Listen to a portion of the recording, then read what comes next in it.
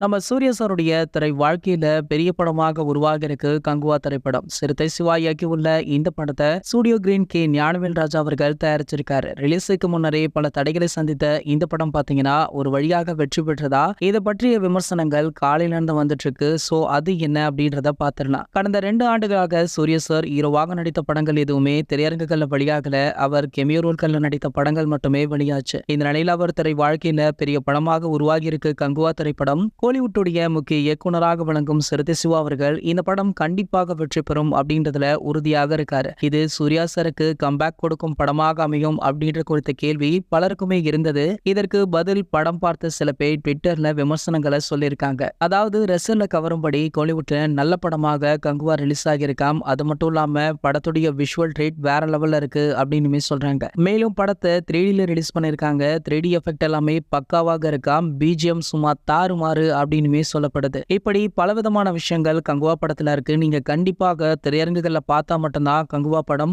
உங்களுக்கு முழுமையடையும் அப்படின்னு சொல்றாங்க. மேலும் பாத்தீங்கன்னா இந்த படத்துல ஒரு சில நடிகர்களுடைய ரெஃபரன்ஸ்களுமே வருதான். அதன்படி பாத்தீங்கன்னா இதுல சூப்பர் ஸ்டார் ரஜினிகாந்த் அவர்களுடைய டைலாக நம்ம சூர்யா அவர்கள் பேசுறாராம். அங்கேயுமே ரசிகர்கள் விசல் சத்தம் அனல் பறக்க இருந்தது அப்படின்னு தற்போது ஒரு தகவல் வெளியாகி சோஷியல் மீடியாக்கள்ல வைரலுமே ஆகிட்டு இருக்கு. இது போன்ற சினிமா செய்திகளை பத்தி நீங்க உடனே தெரிஞ்சுக்க நம்மளுடைய தலைவர் அப்படின்ற நம்ம சேனலை சப்ஸ்கிரைப் பண்ணிக்கோங்க.